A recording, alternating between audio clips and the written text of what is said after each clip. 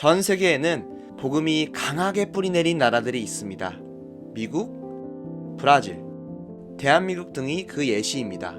그렇다면 가까운 이웃나라 일본은 어떨까요? 일본은 한국보다 복음을 먼저 받아들인 나라임에도 400년이 넘도록 기독교 비율이 1%도 되지 않는 나라입니다.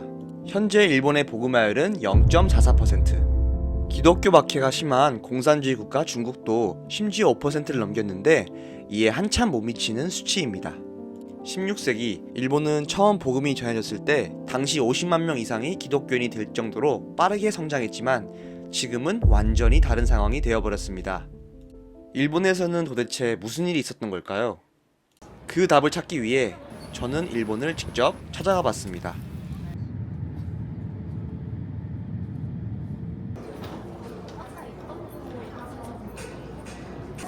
한 시간밖에 안 걸리네요. 되게 빨리 온 것 같습니다. 일본에 도착하여 가장 먼저 향한 곳은 규슈 지방에 있는 기독교인 순교지였습니다. 1549년 일본의 첫 복음의 시작은 한 스페인 선교사를 통해 시작되었습니다. 지방 영주였던 다이묘들을 필두로 많은 일본인들이 개종하기 시작하였고 기독교는 부흥을 맞이한 듯 했습니다. 하지만 임진왜란을 일으킨 도요토미 히데요시가 권력을 잡으면서 상황이 달라집니다. 기독교를 경계하던 그는 1587년 바테렌 추방령을 발표하며 선교사들을 일본에서 내쫓고 천주교 신자들을 탄압하기 시작합니다. 이후 권력을 잡은 도쿠가와 이에야스는 1614년 기독교 금지령을 발표하며 약 250년간 천주교 신자들을 대대적으로 박해하기 시작했습니다.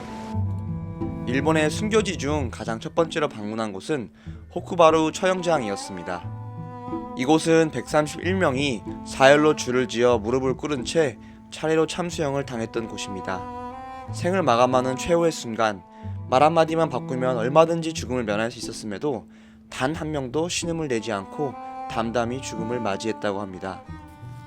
이어서 이들 131명이 마지막으로 가족과 이별한 장소인 처자이별 바위에 들렸습니다.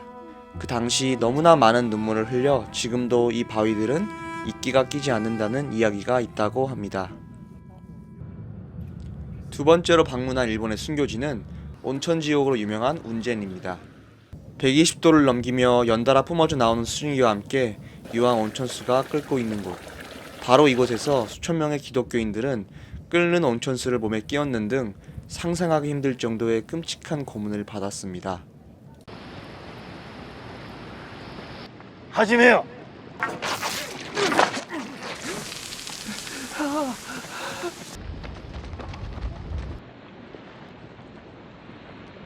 언덕을 올라오니 순교한 이들을 기리는 십자가를 발견했었습니다. 당시 배교를 거부한 33명은 언덕에서 강제로 온천물에 던져지는 잔혹한 처형을 당했다고 합니다. 이들에게 신앙을 지킨다는 것은 대체 어떤 의미였을까요? 세 번째로 방문한 곳은 시마바라 난이 있었던 시마바라 성입니다.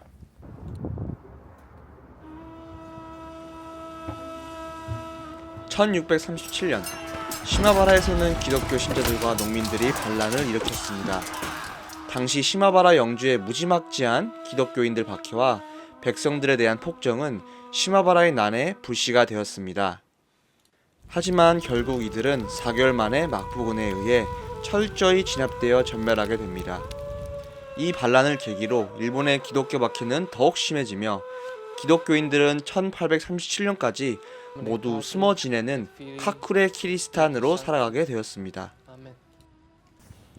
이날 마지막으로 방문한 곳은 나가사키 26성인 순교지였습니다. 1597년 이곳에서 26명의 기독교 신자들은 십자가형으로 처형을 당했고 이것은 일본에서 일어난 최초의 순교였습니다. 이들의 피는 이후 일본 교회의 씨앗이 되었습니다. 이 사건은 유럽에서 큰 반향을 일으켰고 26성인의 순교지는 바티칸이 승인한 세계적으로 유명한 순교지가 되었다고 합니다.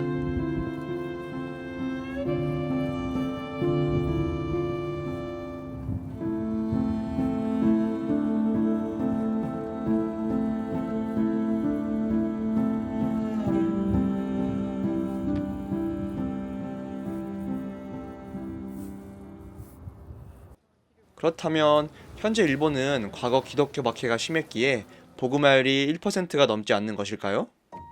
과거 기독교 박해가 엄청 심했음에도 이탈리아와 같이 오히려 복음이 더욱 퍼진 나라들도 존재합니다. 수많은 순교자들의 피가 있었음에도 기독교가 일본에 깊게 뿌리내리지 못한 이유는 일본인들의 삶과 밀접한 관련이 있습니다. 현재 일본은 세계에서 가장 독특한 종교 문화를 가진 나라입니다. 일본의 대표 종교인 신도에서는 약 800만의 신이 존재하며 사람도 죽으면 신이 될 수 있다고 믿습니다. 그리고 신도는 선과 악을 명확하게 구분하는 기독교와 다르게 선과 악의 개념이 거의 없습니다. 심지어 악한 존재도 신이 될 수 있기 때문에 일본에서는 피해를 입지 않도록 악신을 더욱 정성껏 섬깁니다. 과거부터 일본은 지진, 화산 폭발, 태풍과 같은 자연재해가 끊임없이 발생했습니다. 여기에 혼란스러운 생각부 시대의 잦은 내전으로 일본인들의 삶은 늘 불안했습니다.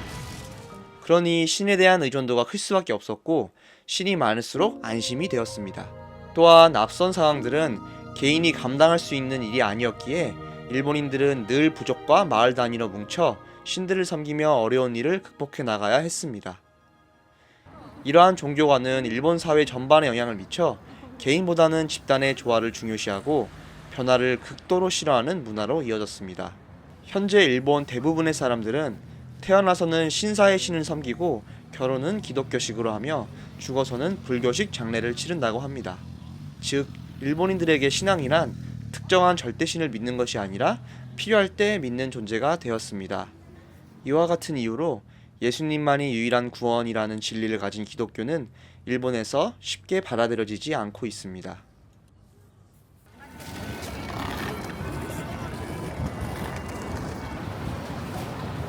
다음날 저는 현재 일본의 상황이 어떤지 그리고 어떻게 선교가 진행이 되고 있는지 궁금하여 일본의 선교사로 파송된 한 자매를 만나러 갔습니다.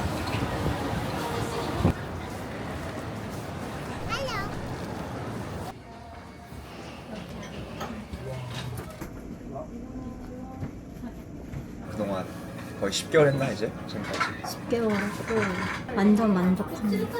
오, 만족도 최상. 나이스.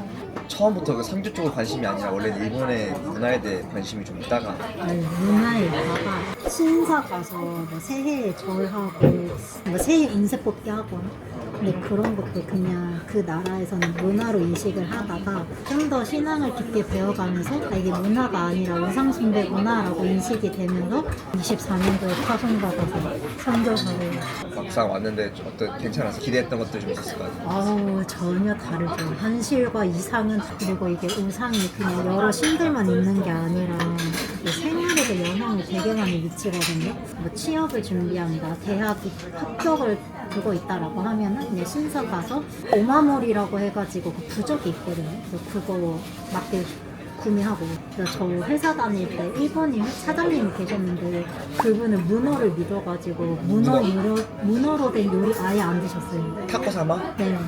제 입장에서 내가 하느님을 믿는데 일본 회사를 다니고 있어요. 그러면 그 회사에서 그러니까 믿는 신이 있어요. 그러면 하루에 한 번씩 그 물 떠다 놓고 기도하는 시간을 가져요. 하루 해야 되는 일과 중 하나예요. 그래서 그냥 업무 느낌이 좀 세서 그게 아예 들어와 있구나. 네. 그리고 교회보다는 통일교 여호와의 증인이 더 주류여가지고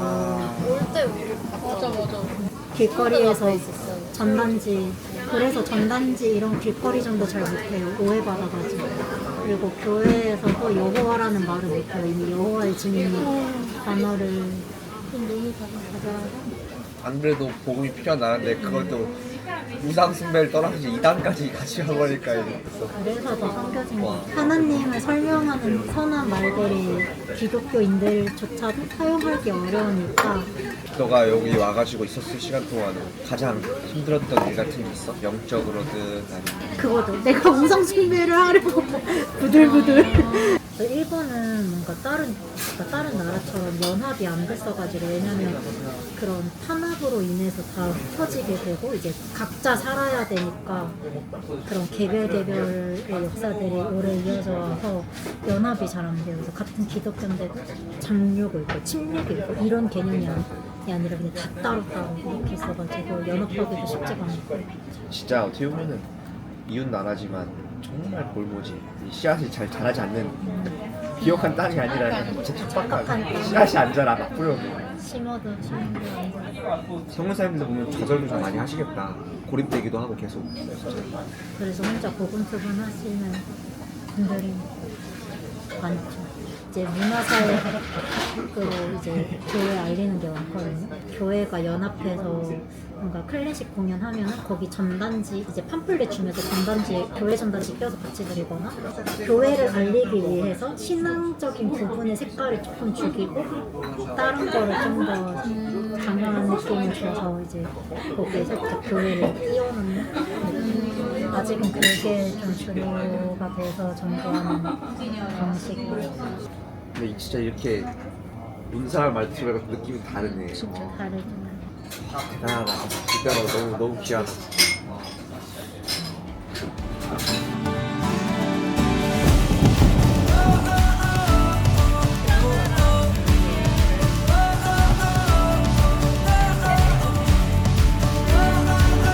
안녕하세요.